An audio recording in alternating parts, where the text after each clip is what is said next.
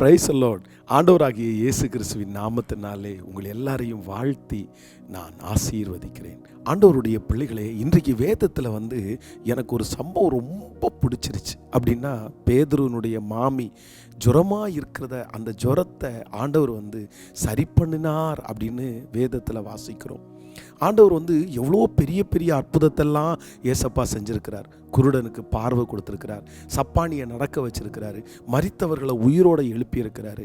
அப்போது இந்த காய்ச்சலெல்லாம் அவருக்கு ரொம்ப சாதாரணமானது. அப்படின்னா அசிஸ்டண்ட் அவங்க போய் நீங்கள் போய் ஜெபம் பண்ணுங்கப்பா அப்படின்னு சொல்கிறது மாதிரின்னு வச்சுக்கோங்களேன். தீர்க்கதரிசி அந்த மகன் மரித்து போயிருக்கிறான்னு சொல்லும்போது கூட தன்னுடைய கோலை கொடுத்து, நீ போய் ஜெபம் பண்ணிட்டு வாப்பா, நான் வரலப்பா அப்படின்னு உட்காந்துட்டாரு. ஆனால் இந்த பேதுருனுடைய மாமியினுடைய ஜுரத்தை ஆண்டவர் சரி பண்ணிட்டாருன்றது எனக்கு ரொம்ப ஆச்சரியமாக இருந்துச்சு. என்ன அப்படின்னா, நம்முடைய வாழ்க்கையில் சிலர் நம்மளை பார்த்து சொல்லுவாங்க, நீ உனக்கு என்ன பிரச்சனை, ஒன்றுமே கிடையாது, இதெல்லாம் பிரச்சனையா, இதெல்லாம் பயப்படணுமா. சிலருக்கு நம்முடைய பிரச்சனை ரொம்ப பெருசாகவே தெரியாது.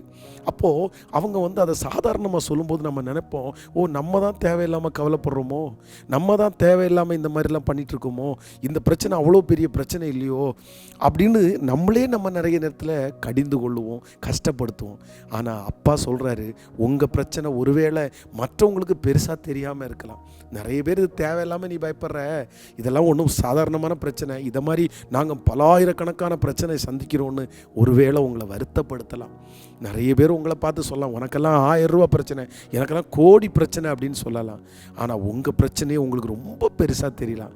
ஆனால் கர்த்தர் சொல்லுகிறார், சிறிதாக இருந்தாலும் பெரிதாக இருந்தாலும் உங்களுக்கு அது எவ்வளோ பெருசாக தோணுதோ அதை அவ்வளோ பெருசாக பார்க்குற தேவனைத்தான் நாம் எல்லாரும் ஆராதிக்கிறோம். இந்த உலகத்தில் டாக்டர்ஸ் கூட நிறைய பேர் என்னென்னா பெரிய பிரச்சனையாக பார்ப்பாங்க. மனிதர்கள் பெரிய பிரச்சனையாக பார்ப்பாங்க.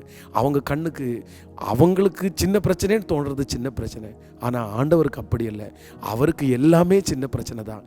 ஆனால் நம்ம பெருசாக பார்த்தோம்னா அந்த பெரிய காரியத்தில் எவ்வளவு மன வருத்தப்படுறோமோ அவ்வளோ தூரம் நம்ம மேலே இறங்கி நமக்கு அற்புதம் செய்கிறதற்கு கர்த்தர் வல்லவராக இருக்கிறார். நிச்சயமாக ஆண்டவர் அதை கன்சிடர் பண்ணி உங்களை சின்னதுன்னு தள்ளி விடாமல் அற்புதம் செய்வார் என்று கர்த்தர் வாக்கு கொடுக்கிறார். ஆண்டவருடைய பிள்ளைகளே, இன்றைக்கு ஒரு மிக முக்கியமான ஒரு ஜெபக்குறிப்புக்காக, ஒரு ஞானத்திற்காக நம்ம ஜெபிக்க போகிறோம்.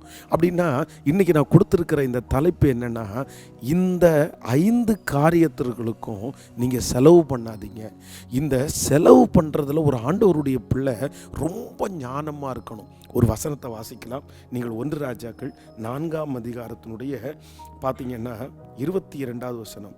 நாள் ஒன்றுக்கு சாலோமனுக்கு செல்லும் சாப்பாடு செலவு 30 மரக்கால் மெல்லிய மாவும் 60 மரக்கால் மாவும்.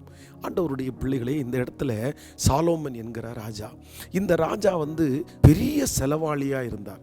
வேதம் சொல்லுது, ஒரு நாள் சாலோமனுடைய வீட்டிற்கு செல்லுகிற மாவுனுடைய அளவு சொல்லப்பட்டிருக்கிறது. அப்படின்னா ஒரு மரக்கால் அப்படின்னா கிட்டத்தட்ட ஒரு 4 கிலோன்னு வச்சுக்கோங்களேன். ஃபஸ்ட்டு வேதம் என்ன சொல்லுது அப்படின்னா, 30 மரக்கால் மெல்லிய மாவு, 60 மரக்கால் மாவு. 30 மரக்கால் அப்படின்போது நம்ம கணக்கு பட்டால் கிட்டத்தட்ட 120 கிலோ பக்கத்தில் வருது. அதுவும் 60 கிலோ அப்படின்னு பார்க்கும்போது கிட்டத்தட்ட 240 கிலோ. தேவையில்லாமல் அந்நிய பிள்ளைகளை கல்யாணம் பண்ணி 1000 திருமணம் பண்ணி செலவு செலவு செலவு செலவு, அவருடைய குடும்பத்திற்கே அவ்வளோ செலவு. கடைசியில் பார்த்தீங்கன்னா ரொம்ப கஷ்டமாகி அவ்வளோ பெரிய கோடீஸ்வரனாக இருந்த சாலோமன் ஜனங்கள்கிட்ட இறக்குற அளவுக்கு சூழ்நிலைக்கு தள்ளப்பட்டான். இன்றைக்கு இந்த சத்தத்தை கேட்குற நீங்கள் சிலர் செலவை குறைக்கலைன்னு வச்சுக்கோங்களேன், எவ்வளவு நீங்கள் சம்பாதிச்சாலும் நீங்கள் வெற்றி அடைய முடியாது. எவ்வளவு உங்களுக்கு வந்தாலும் பொத்தலான பையில் போடுற மாதிரி தான் இருக்கும். நீங்கள் செலவு பண்ணுறதுல ஞானம் இல்லை அப்படின்னா நீங்கள் ரொம்ப சிக்கிக்குவீங்க.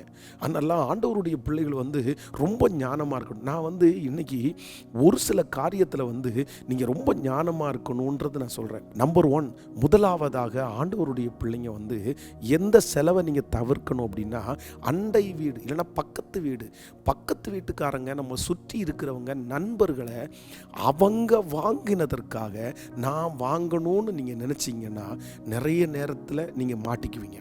இன்றைக்கி நிறைய பேருக்குள்ளே இது இருக்குது. அவங்க கார் வாங்கிட்டாங்க, நான் கார் வாங்கிடுவேன். அவங்க வீடு வாங்கிட்டாங்க, நான் வீடு வாங்கிடுவேன். இப்படி நிறைய பேர் இருக்கிறாங்க. அவங்க ஏதாவது வாங்கி ஒரு ஜெபம் பண்ணிட்டாங்கன்னா உடனே நீங்கள் விருப்பப்பட்டு ஜெபிக்கிறது தவறல்ல.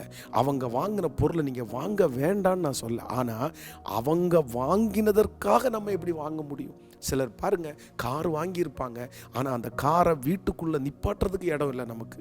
அந்த கார் தெருவில் இருக்கும், அந்த காரை ஸ்க்ராட்ச் பண்ணுவாங்க. இன்னும் சிலர் கார் வாங்குவாங்க, அதை வந்து ஒரு மாதத்துக்கு ஒரு டைம் கூட யூஸ் பண்ணுற மாதிரி சூழ்நிலை வராது. எப்படி அப்போ நம்பர் 1, முதலாவது ஒரு செலவை செய்யாதீங்க. இன்னொருத்தர் வாங்கினாங்கன்றதுக்காக உங்களுக்கு தேவைன்னா தாராளமாக வாங்க.